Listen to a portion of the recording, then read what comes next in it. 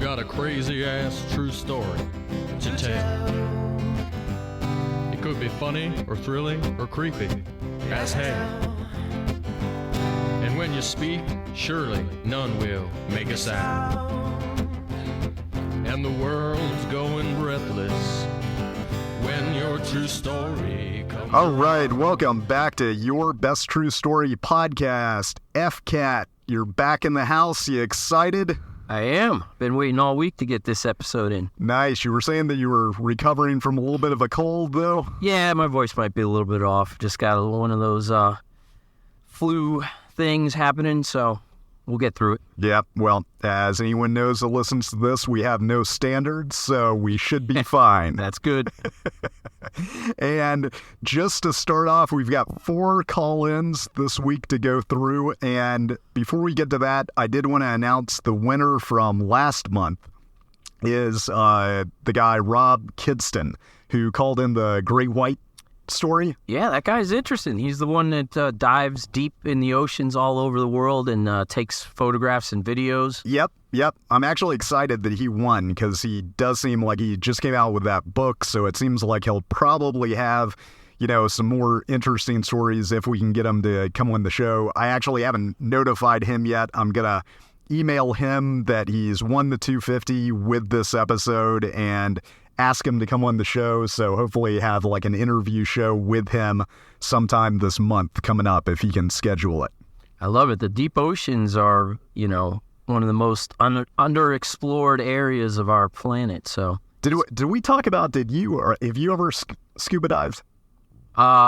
Well, okay, let me do air quotes. I did scuba dive in a pool with my friend's equipment. So I sat at the bottom of the pool for about 10 minutes and got to experience that, but never in the ocean. Never. Yeah. I've gone a couple of times because I've actually been licensed, even though I never really have used it that much, more than a couple of times. And I can't remember, I don't think I brought this up the last time. It's pretty damn freaky when you get down to any level where you lose sight with the surface. Ooh. And I've only been in the situation but literally I've only scuba dived like 3 times in my life. But one time we went down far enough where you could no longer see the surface. You could also not see the bottom. And it was the freakiest thing because you lost perspective of up, down. It was like being in outer space. Everything just was endless blue. And there was really no bearing that you had on any direction, left, right, up, down, and it was a really unnerving kind of freaky experience. I guess the only thing you could use for a point of reference would be maybe if you can make an air bubble happen and see which direction it goes. Yep. But yeah, besides that, you're just out there spinning around, floating. That's crazy. Yeah, and that wasn't even that far down there. I think because you've got to have some kind of special certification to use different like oxygen mixture and gases to go down really far at all. But I want to say we were only like 30, 45 feet down or something like that. Maybe not even that far, but it was just weird. Like once you lose that perspective of the surface, and if you can't see the ground yet, it's like you're in friggin' outer space only with monsters. Plus, you can't really move that far. You can, you think you might be swimming, but you're really just a sitting duck at one spot. Yep, exactly. So hopefully we'll get Rob on the show and get more of his perspective, since it sounds like he's got a ton of diving experience in some pretty interesting locations, and especially like deep water stuff. I think he mentioned that like he was certified for the deep water stuff. The creatures get more and more interesting the deeper you go. Yep. So, so the first place I got certified was getting my license down in the Keys, and we actually went for our final dive. You go through all the scuba instruction over a few days. And then for the final dive was actually a shipwreck off the coast of the Keys somewhere. We had awesome. Yeah, it was pretty cool. But I was really young when I did it. I want to say like elementary or junior high. So obviously with my dad and my brothers and stuff. But the thing that I mainly remember from it and I still remember the dive instructor's name was Boomer. And he took us down there and he said, now, don't get scared. I've got a friend that's a moray eel down that lives in the shipwreck. And we're all thinking like, oh, yeah, this is, he's Those pulling things her are like hideous looking. hideous, huge. And it was like a freaking sea dragon came out of the ship and it literally it was bright yellow and it had like huge fangs that it liked to show off. It would open its mouth and show them, and it wrapped itself all around this guy, Boomer, as we're underwater in our scuba gear down at the shipwreck, and just completely like a snake wrapped around. It was probably, I want to say, like 8 feet long or something wrapped around him. And I remember, and he was trying to get me to come over and like pet it, and I was just like, fuck, no, Boomer. That's Yeah, I will never forget that image, though. Those things look, I'm sure they're very friendly animals, obviously, but it looked like a monster. They're terrifying in the aquarium, so I can't imagine what it would be like in the water with them. Yeah.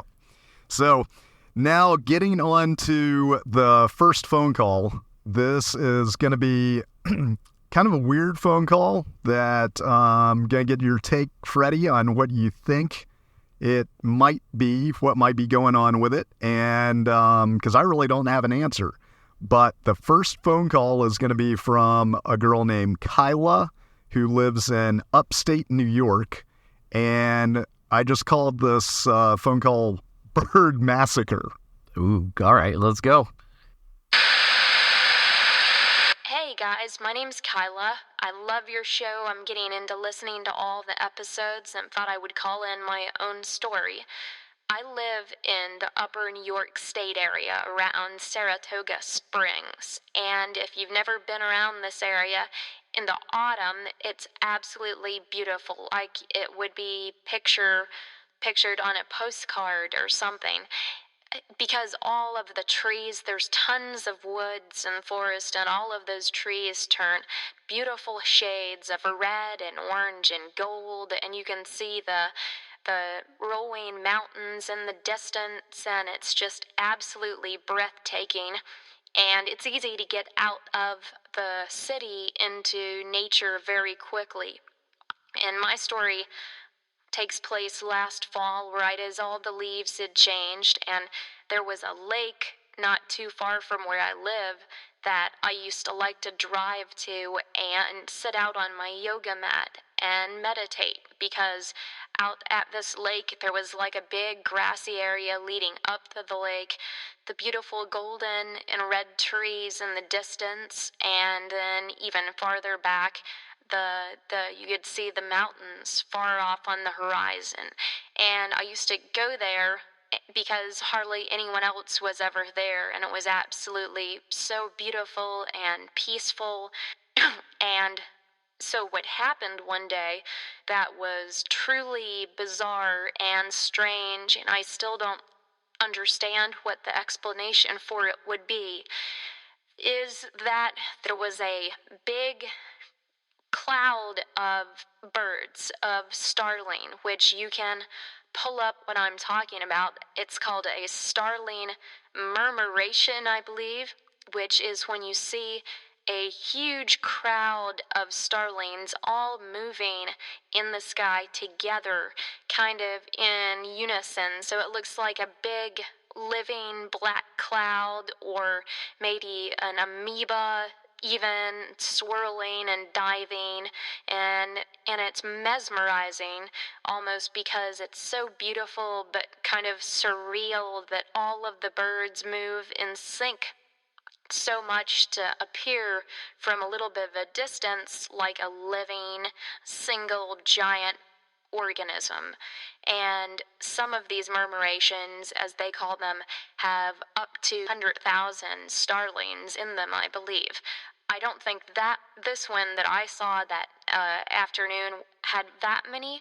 It was right as dusk was coming, And so all the light was starting to fade, and then out of the woods, all of these starlings rose up into the sky, and it was at least several thousand of them. And they started beautifully swirling over the lake and going up and down like chasing insects or whatever they're doing.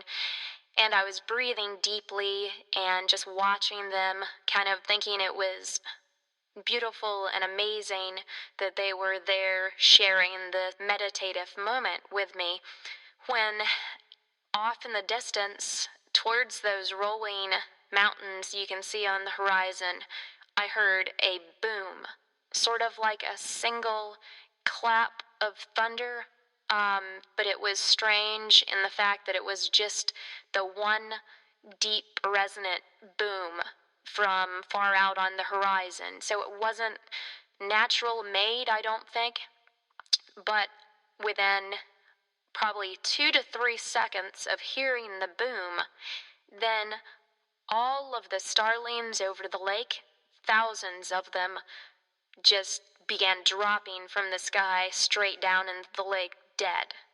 They just dropped, plinking, plunking, one after the other. All of them crashed into the lake and were dead. So not a single starling was left in the sky. And it freaked me out so much that I grabbed my yoga mat, grabbed my bag, and just immediately ran back to my car and got in my car and sped home. And I was shaking because it seemed so surreal and strange.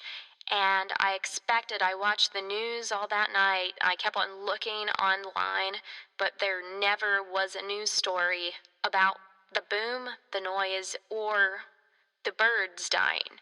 And birds dying, I sort of understand because so few people go to that location that maybe no one would know that that had happened except for me.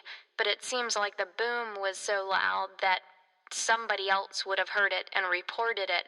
And the strangest part was I barely slept that night thinking about how bizarre it was and trying to rack my brain for what an explanation would be, that the next morning I drove back out to that spot to look around more sort of calmly and look at the birds and see if I could put together anything. And when I got there, which was like 9 a.m. the next day, a little bit after, there were no birds, no dead birds left in the lake. It looked completely normal. Out of thousands of dead birds that had fallen out of the sky, there wasn't a single one there. And that's it. I still don't have an explanation, and that's my story. My name's Kyla from Upper New York State. Thank you. So what do you think, FCAT? This is a classic military-industrial complex test of a frequency weapon. Really? Yeah, for sure. Huh. All right. That's what I think. That's a good answer. That was a better...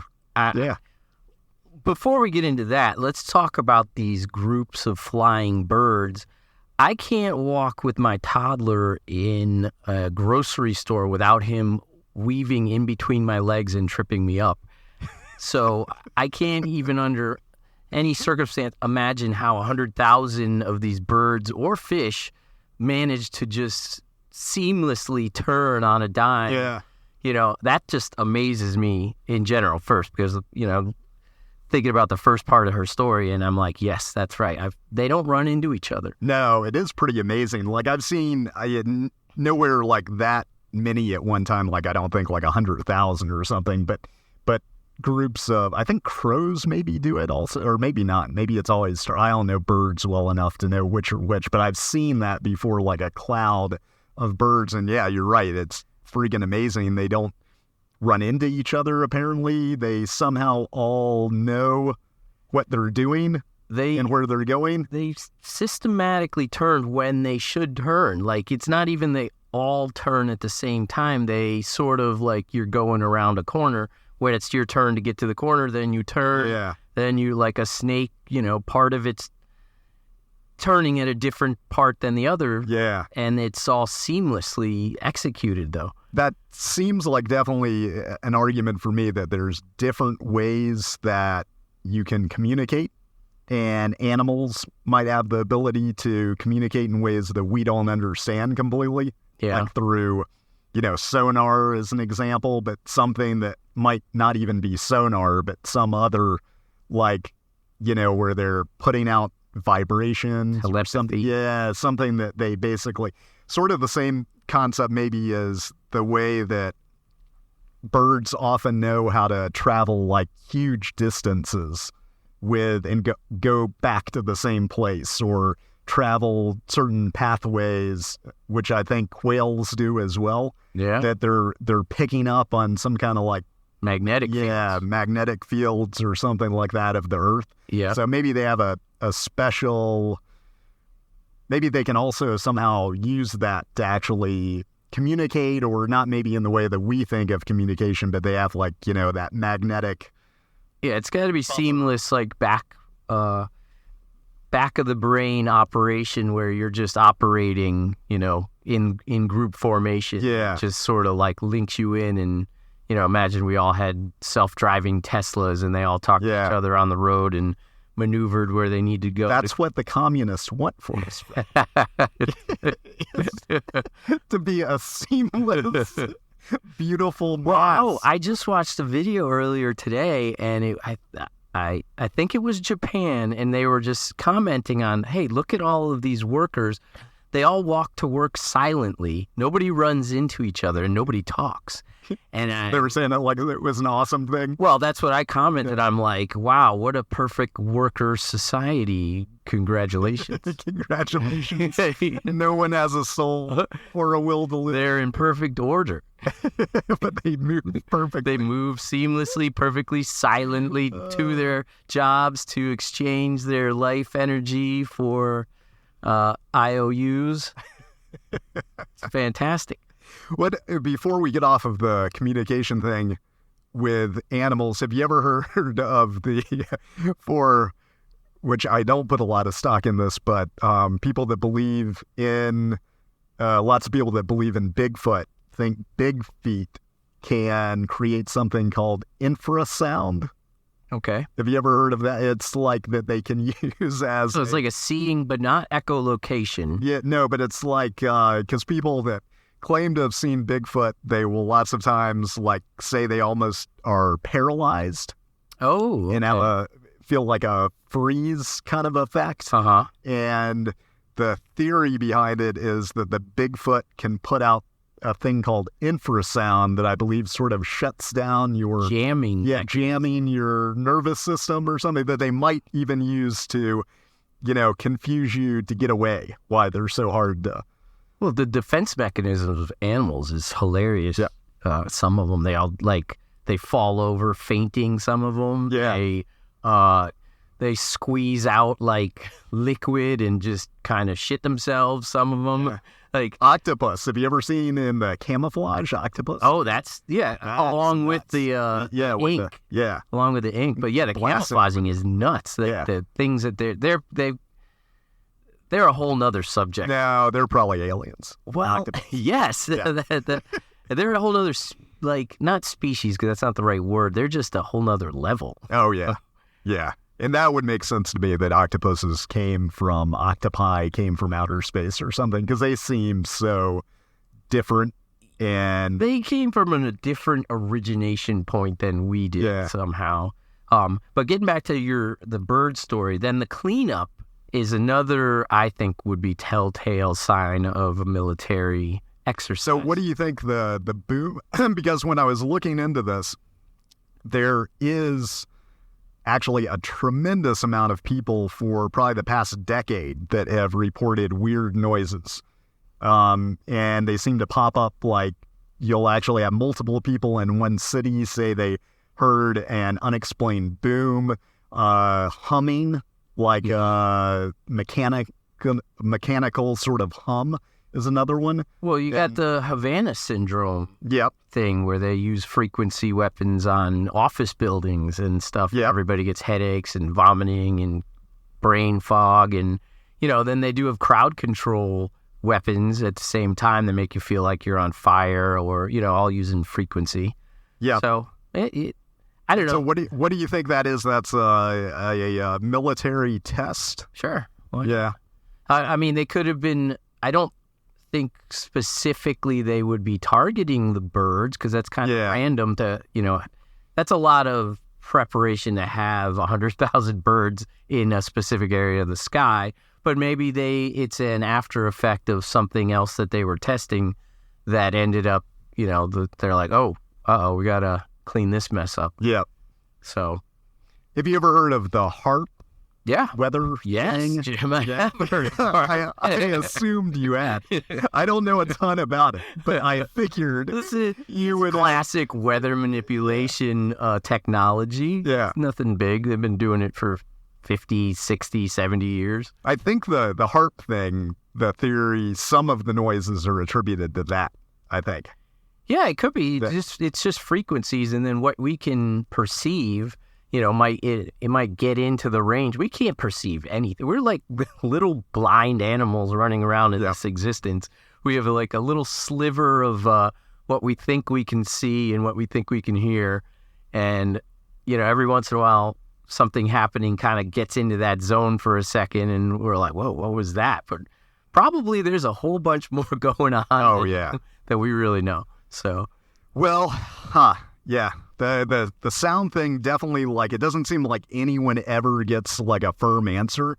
I did find a website called strangesounds.org that has been chronicling for probably the past decade everything, booms, weird sounds, hums. And one of the weirdest things, which I actually remember when it happened, but I didn't put a lot of stock in it or pay attention to it. But back in 2016, which it could just be a hoax, I don't know. But supposedly a lot of people were claiming they were hearing trumpets playing in the sky. Cool. So I guess some people thought the world was coming to the end. Well, there's there are some stories that are describing that you should hear a certain number of them. That seems like a long lag, though, if that was the start of the end of the days in 2016. Like, we've gone a long ways without the... Maybe it's not the end of days, because we always think of things in our perspective. Maybe it's not exactly as we perceive things to be. And, maybe you get like your Nostradamus guy supposedly trying to describe something from our time back in his time, you know, where it's all lost in translation, or it's the best job they can do. So trumpets, maybe, sounds. Yeah.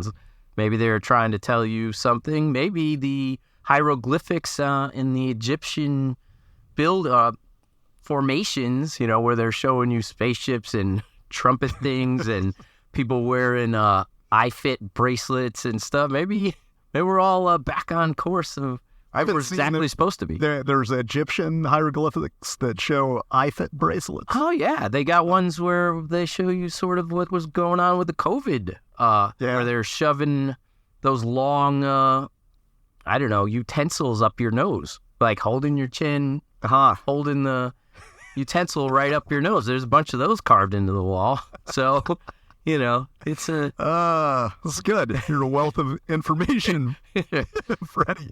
Hey, it's not my information. I'm just looking at the pictures of the things carved in the wall from thousands of years ago. That's well, all right. This next call is gonna ground things a little bit, and so this isn't anything really paranormal, but I did title this call "Canadian Horror" because from a horror, yes, okay. Because it is pretty disturbing, just in a very kind of grounded way. I even looked it up online, and I never realized that there are a tremendous amount of Indigenous women that go missing every year in Canada, like an abnormal 400% more than normal missing people. And since like 2016, 2017, or maybe it was even earlier, recent than that, 2018, I think there's been something like 2,500 missing Canadian women that just... Did you account for like the indigenous schools where they dug up all the kids? No, like, is that recent? Like, yeah, that was like, I swear that was in the 2020, 2021 range. Wow.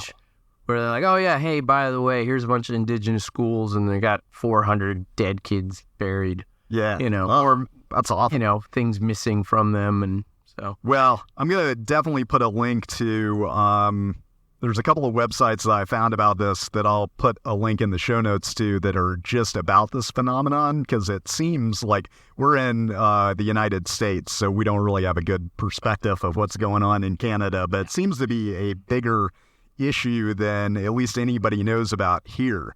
But yeah, it's pretty troubling, so I'll just preface it with this call with that. And also, this just shows why you shouldn't get too drunk. Okay. So here we go. This is Jonesy from Moose Jaw calling in, and his Canadian horror story. My name's Jonesy from Saskatchewan area, Moose Jaw to be specific, and the scariest tale I've got was from a while back that happened when I was still going out drinking pretty heavy with my buddy Drew and the rest of the boys, and we used to hit up a spot called Bugsy's in Moose Jaw. It was only about 20 minutes drive from Drew's house, and Drew's place was where we always met up to pregame for a bit before going out, and this particular night we pregamed quite a bit before heading out. And so we were all pretty well knackered by that time and piled into Drew's black 150 pickup truck, with me deciding to ride in the truck bed and kind of enjoy the cool night air rather than being squeezed into the little space behind the main seat with Dan's fat ass. And this fact is important because it kind of explains how I got in the pickle of the story. And so at a certain point I was beyond knackered and had my homing instinct kick in that I had to get out of the pub before I made a total horse's butt out of myself. So I decide to go outside, and I don't remember any of this, but the boys tell me that I told them I was going to catch an Uber to take me back home. And so I don't think I ever tried to call an Uber. It didn't look like, but apparently I was so drunk I thought it would be better to just pass out and go to sleep, but I had the wherewithal to not want to get left at the pub, so I decided the best course of action was I would just crawl back into truck bed and pass out in that. That way, when the boys came out, they would be able to get in the truck, they'd see me there, and they'd drive me back to Drew's as if I'd been hanging out with them. And so that was my drunken logic, and I remember crawling back over the side of Drew's black 150 F-150 truck bed and immediately drifting off, feeling safe and sound, like I had figured out the problem. But the problem was I had drunkenly actually crawled into the wrong black truck. And so the next thing I know, I'm waking up in the moving truck a while later, going down the interstate, and have no idea how long I've been asleep.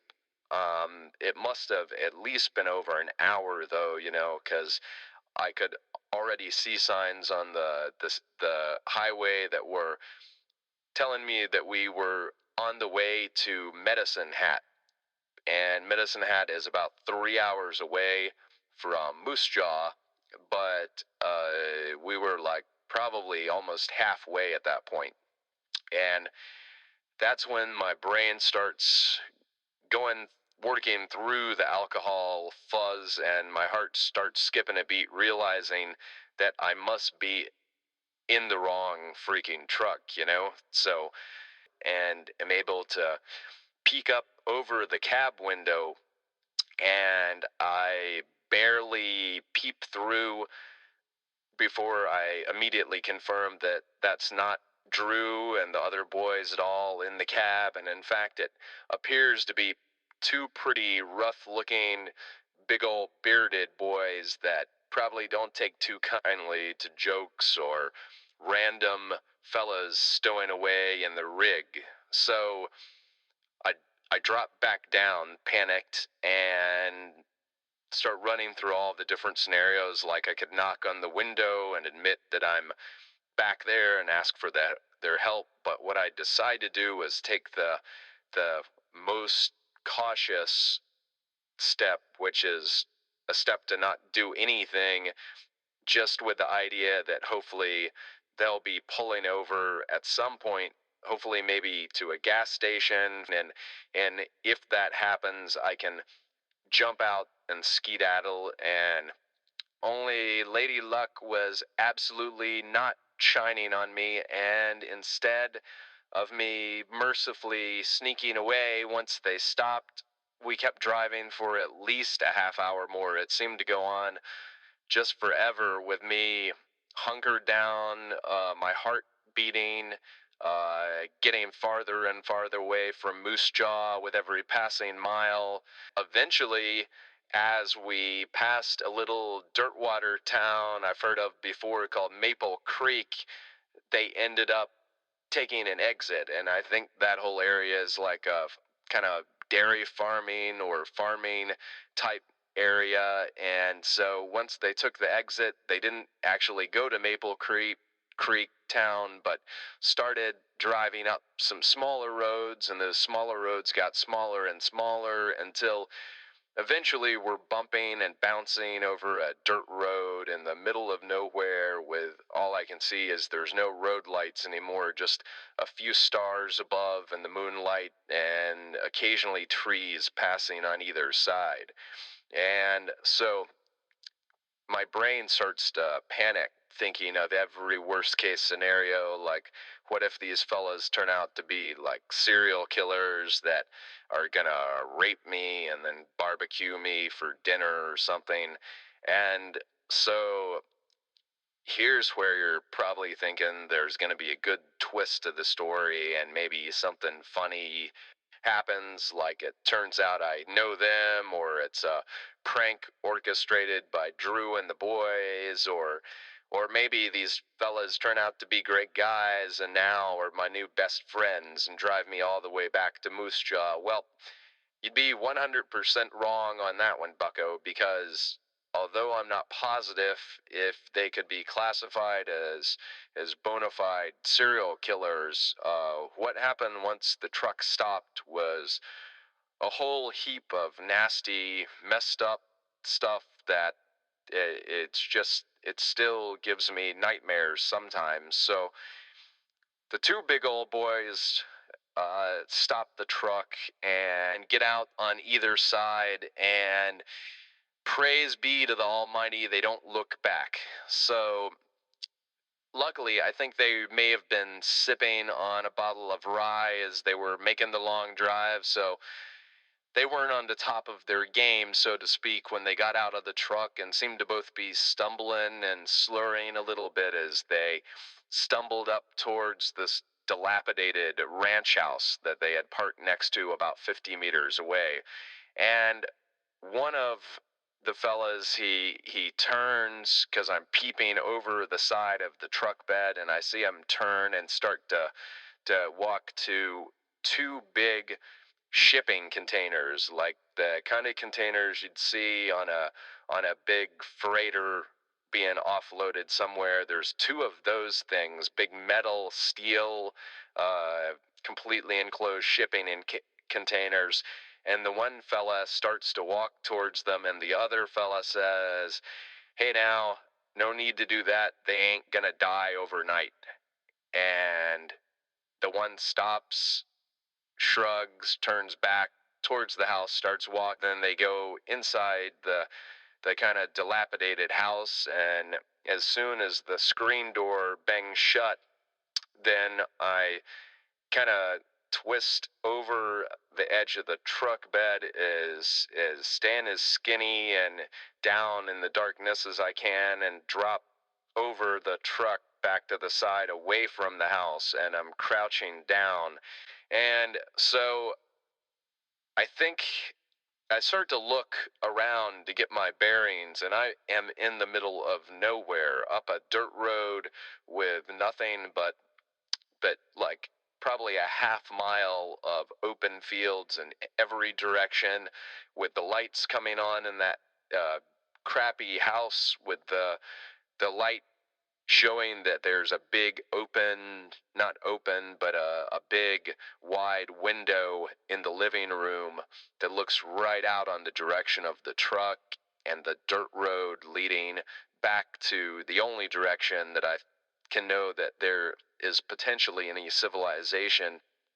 So basically, it's very worrisome for me to even try to move away from the truck, because there's light coming out from the house, lighting up certain areas, and I can see those two big old fellas stumbling around in the living room, making more drinks. And so as I'm debating what I should do, if I should just try to run for it, or maybe if I should wait until they fall asleep and try and sneak in and steal the truck keys. But of course, then I'm potentially turning what was just like a accident on everybody's part into me actually stealing a truck. So that didn't seem like a good idea. And then as I'm debating all of this and waiting for these two guys to hopefully pass out and not be looking out the living room window, then I hear what sounds like a girl crying very softly, coming across the wind a little bit. And I realize it's coming from those shipping containers that are about 50 meters away from the house. And once I start to listen more closely, it sounds like there's maybe a couple or a few girls or women sobbing and crying. And so I I suck up my courage and I decide I've got to find out what's going on first before I make any decisions. And so I crawl almost on my belly across the yard and towards the shipping containers, trying as much as I can to stay out of the living room light coming through the big window in front. And as I get to the shipping containers, then I realize there are many girls softly crying in the shipping containers and talking to each other like in comforting tones. I can't see them, but there are air slits in the containers towards the top, but since each container is like 12 feet tall, there's no way that I can get up to look in, but I can hear them in there moving around. And I couldn't tell exactly what they were saying, but I think they were whispering and speaking like in First Nations dialect, maybe. And so as I'm kind of, you know, realizing the awful situation, that what those fellows were talking about before was that they've got women locked up in these containers. And as I look around the containers a little bit, I can see that they are padlocked and there's no way to open them from the outside or inside.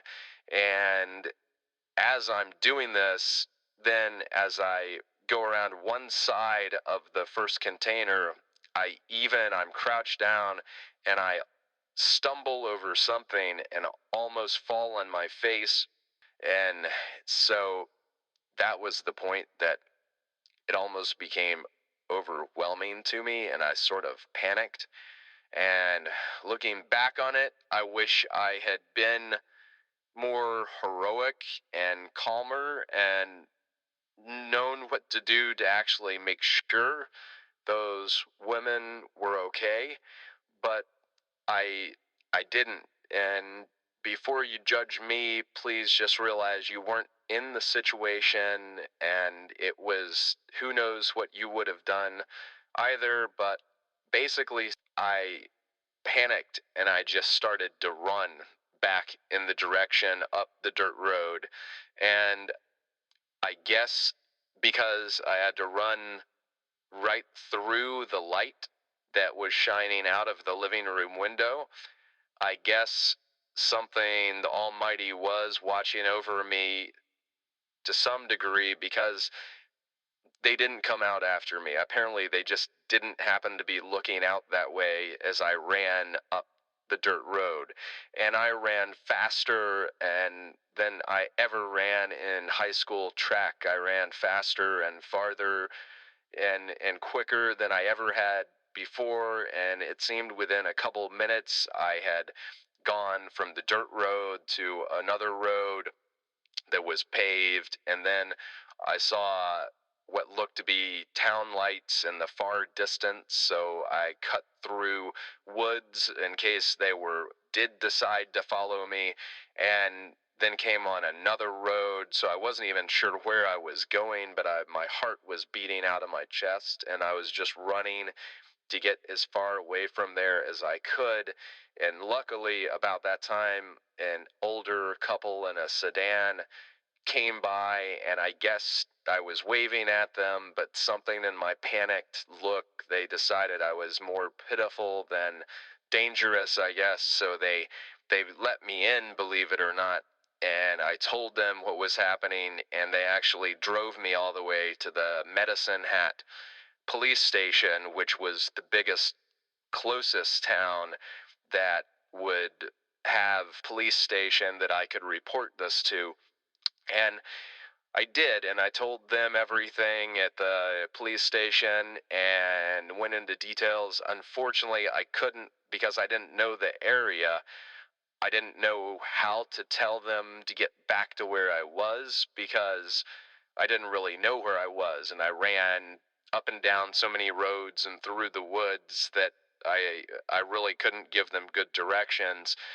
But they told me that they would look into it. They acted like they were taking it very seriously, and I hoped and prayed that they would go save those women and arrest those guys, and I left it with them and got a ride back all the way to Moose Jaw, and expected to hear something on the news or from the police station about it at some point.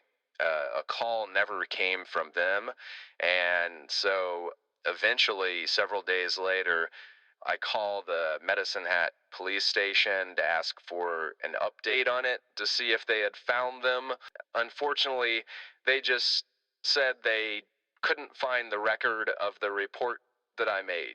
And I couldn't remember the officer's name that had taken the report because I was so panicked and in shock as I was talking to them. And so that was basically it. I've got no way to follow up on it. I don't know if those women were saved, if those men were arrested, if it's all still going on. And it was terrifying experience, and it kind of made me grow up a lot and realize I'm not the hero that I thought I was at one time, and I also don't drink nearly to the degree that I used to, just trying to live a better life and more productive and everything. And so not a great story to feel proud of, but it was definitely scary and something that I will never forget. And that's it. Thank you. Yeah, man, that is one of the more intense stories that we've had. It's it also, like, once I started looking into it, like I was saying before the call, like, it seems like, which we have no idea living in the United States, this seems to be a big problem that they just don't, the police up there, apparently, or what some people say is they just don't give a shit about, like, what happens to Native American people up there. So, I don't know. Yeah. on top of all that aspect too, it'd just be scary as hell to wake up in a truck with potentially being driven by two people that you've never seen before. And I actually had a similar where I passed out in somebody else's car once, but luckily the car didn't take off. My friend, she found me before before the car took off. Yeah, I mean, him being drunk is a whole nother aspect to the story, because I'm like, there's one piece of information that he could have got that maybe would have helped, which would have been the license plate, if he could have remembered that. Because I'm assuming he didn't have his phone on him, to get a... Yeah, apparently not, or didn't have service. Yeah, something. Yeah, but I mean, I can't Monday morning quarterback him, because he's, wasted. Yeah, and stuff. So in that, you're trying to identify that, be only one piece of information that you'd try and get. But yeah, man, what a spot to wake up in, from a happy situation to now you're in the middle of a novel.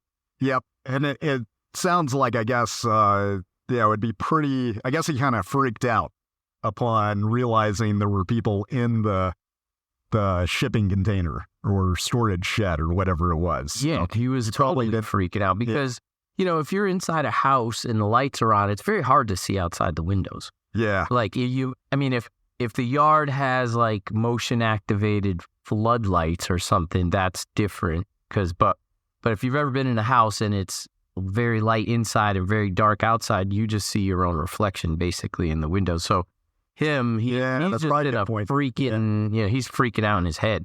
Like, he is battling his own storyline, trying to get out of that truck, where those guys were, if they're sipping on some rye, they're probably having their own, they don't care. Yeah, probably not on red alert. No. Them. Yeah. So bigger picture, because I know how bad do you think realistically the trafficking thing is of women being kidnapped and trafficked? Because I was trying to, especially compared to our next story, which is completely different from this one, but it made me sort of think of the extremes of female experience. And so, like, it would be bizarre to think if you, like, your entire life, you were basically being preyed upon by people. Like, as guys, we don't get that. Like, I mean, maybe when I was a little kid, I'd get nervous. Like, the adults would teach me, don't talk to strangers, or don't take off with anybody you don't know, kind of thing. Yeah. But as a guy, you quickly kind of outgrow that. What? You get where you feel like you can handle yourself and not, but like that would be bizarre if you were constantly in a state from when you were a kid through even into your adulthood that there might be people that could kidnap you at any moment. Well, from the information that I hear through the stories or through the news or through different lines of information like that, is that, to get across the border, you've got to make deals, and those deals sometimes last for years, if not generations. Like, once you get over here, you got a certain color wristband that says how much you owe, and you are then shuttled through the system to... like people coming up from Mexico? Or... Anyway, it doesn't really... Mexico's just one place, like... but, you come up through the system, then you're placed in a house that you now need to work off this debt in order to do that, and it's of course, it's going to be a totally disadvantageous rate, where you're paying off supposedly pennies on the dollar, with hours and days and weeks of your effort. Then that comes into the drugs, you get hooked. Now you're paying for those, and it's just a horrible system where they got you to the point where you police yourself, and you're captive, but only through the training and through the system that you've been implemented into. So as far as how much of it I know of. I haven't been to, I haven't come across any trailers with people in them. Yeah. Myself. Yeah. So, I only have what to go on is what I've, taken. Yeah, some of that stuff, it's hard to know how much is sensationalized for political purposes or even just getting clicks or whatnot, So it's like, but it definitely happened. Yeah, I mean, definitely real. Some of it is, the Special Crimes Unit. What's that show? Yeah. NCSI. Oh, yeah, they... I hear there's a lot of those stories that are taken from real court cases, I guess. Yeah. But I don't know if that's where I get my ideas from. So, I mean, they're out there. Yeah. And I'm not, dismissing any of it. There's obviously help groups and all that set up and stuff. So I'm not trying to say that none of that exists. I don't have any personal experience. Yeah. Well, now we'll go on to a story that difficult story about women that were truly having bad things happen to them. Now we'll go to the other end of the spectrum for a guy with a different female story. So cool. All right. What's up, guys? My name's Douglas from San Antonio, Texas, and I just wanted to call in, give you guys a real quick story. I'd heard that guy on your previous show that was talking about the problem with his AI girlfriend, and just wanted to kind of remind everybody that having a real girlfriend might not be much better, and I can laugh about it now, but it actually kind of devastated me several years back when I thought I'd found the love of my life. We were both in our late 20s. She was beautiful, smart, gorgeous, kind of girl next door, sexy, sweet, tight, that every guy loved, had a crush on, and even my parents loved her, and she had a great job, blah, blah, blah, blah.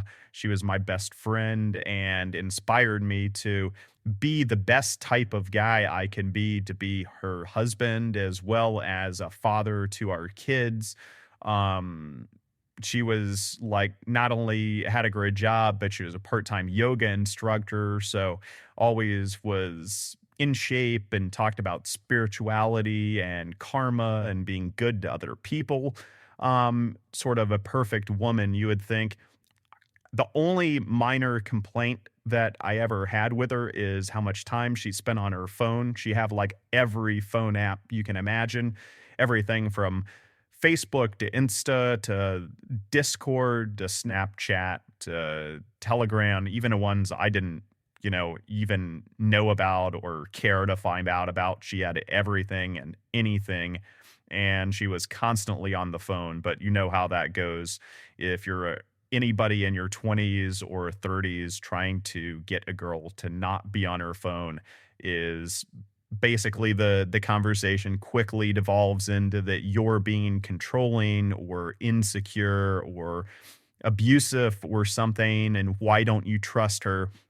So since everything else was perfect with her, I literally did not want to rock the boat or cause any issues or risk losing her. So basically, even though it bugged me how much she was on the phone, I didn't, beside for one argument we had, I never brought it up again.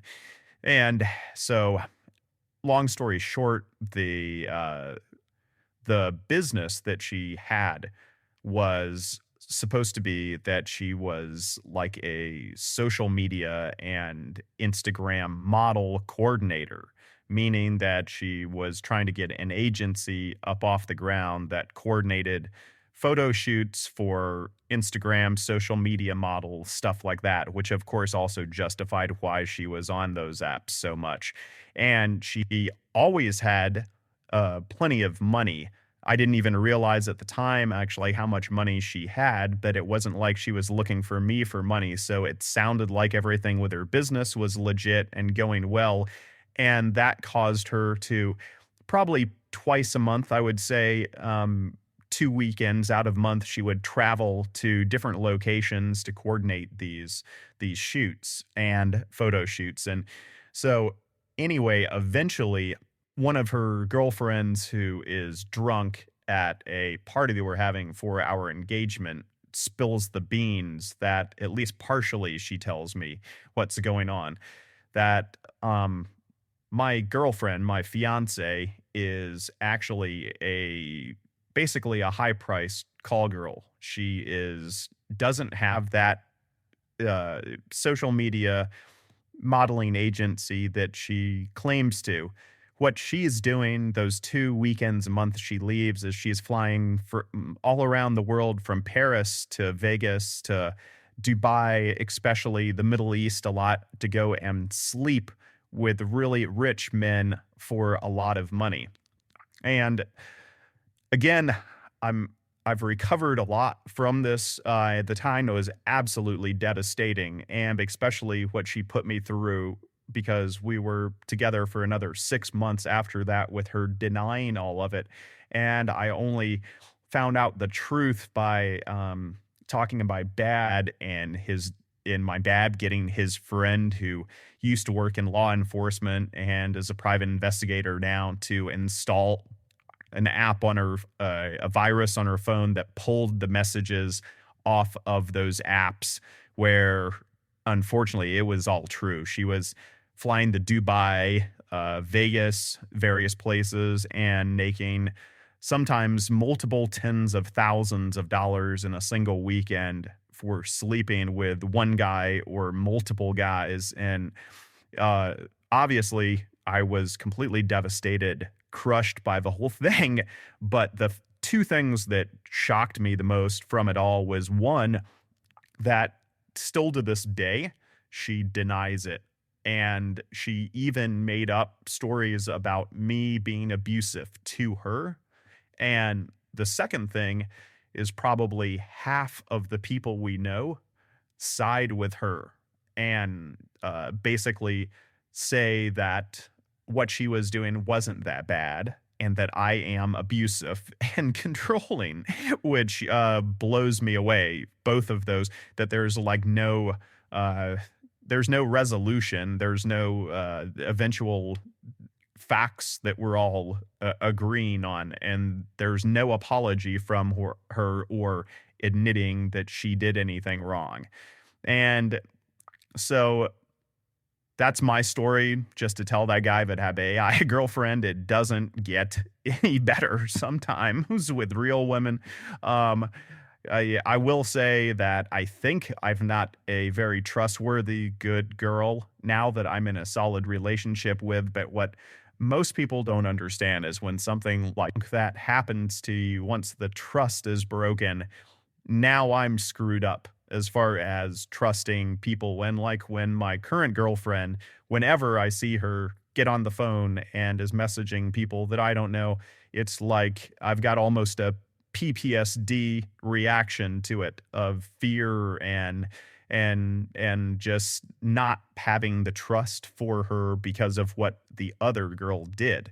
And not to get too philosophical, but in a big picture way, I think that's what's kind of ruining society, is everybody seems to be quicker and quicker on breaking other people's trust, and it causes a ripple effect throughout society, because once you have somebody betray you, then it is very hard for you to give the trust needed to make the relationship, whether it's friendship, romantic, whatever, work.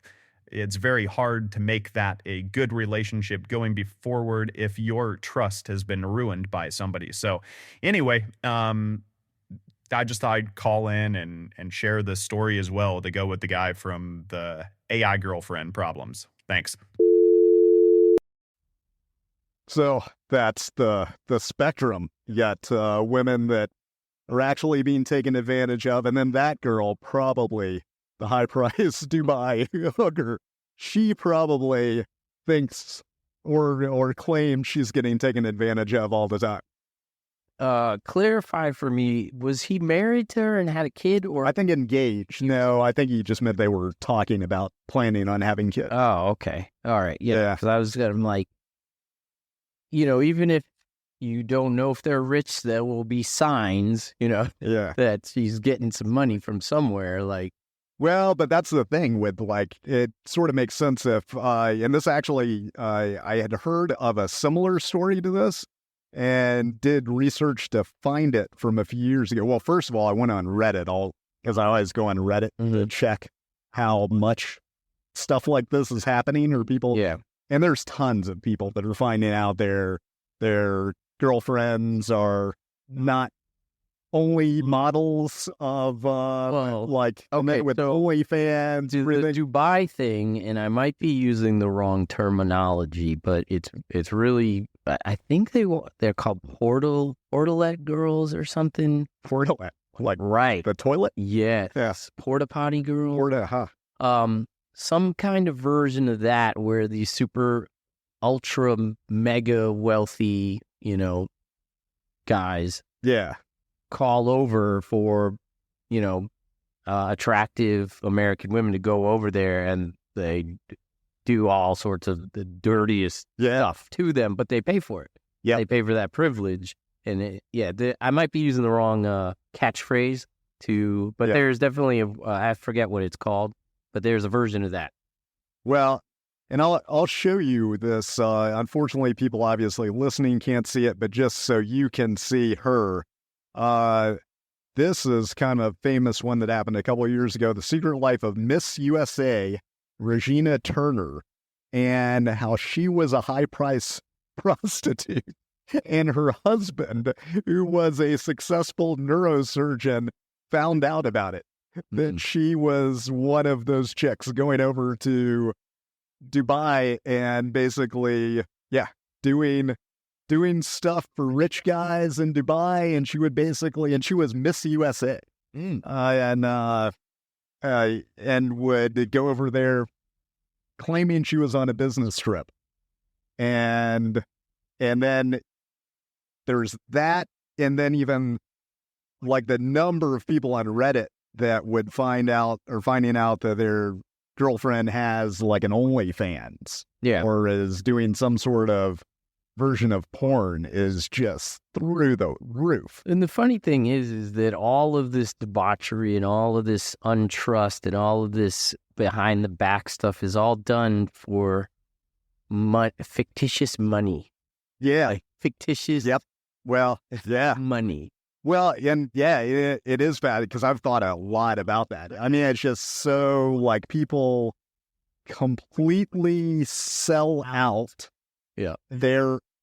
Whether you want to talk about souls or just they sell out their future happiness for what they really want for the superficial amassment of money, which, in the best of ways of thinking about it, it's just limited how much happiness that is going to get you.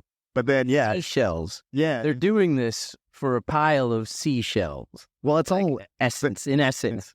The thing that I always think about money is it's just so relative. It is. It's so people think of it in absolute terms and they get so fixated on it. But it's also like you would be anyone in America right now. If you went back 50, 100 years, you would be considered like wealthy as shit.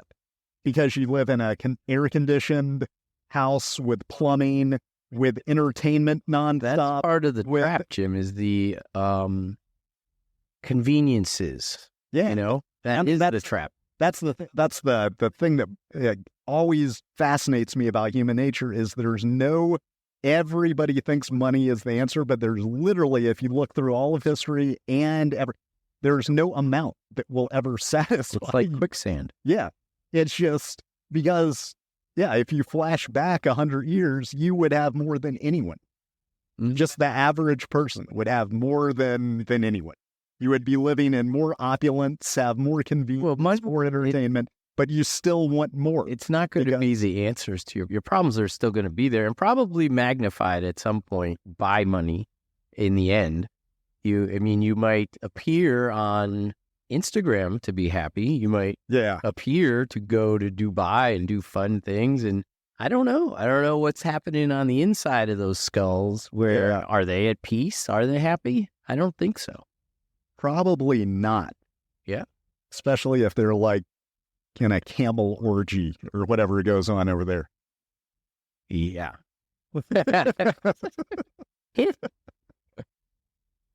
Which, don't, we shouldn't Google. Well, but maybe they're here to, somebody's got to be the one to experience a camel orgy to bring it back to the source to know what a camel orgy's like. So, kudos to you for being that. Yeah, that's a tough card to draw.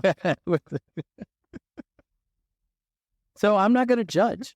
I try not to judge because other people's ways are other people's paths, and somebody's got to do it. Have you ever had, not to get too personal, have you ever had a chick that you were seriously involved with that cheated on you? Because I have. Not that I know of. Not that I know of. Yeah.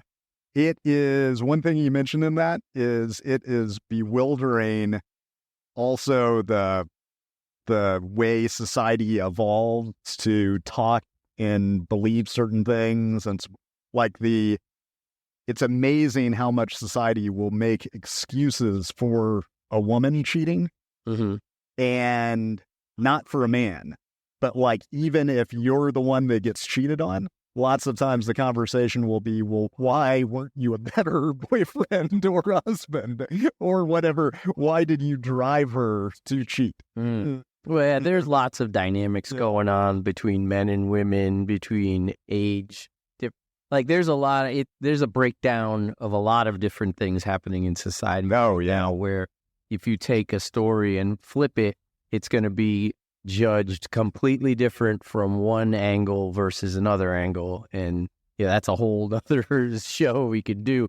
But it seems like trustworthiness and just general overall self-worth is under attack.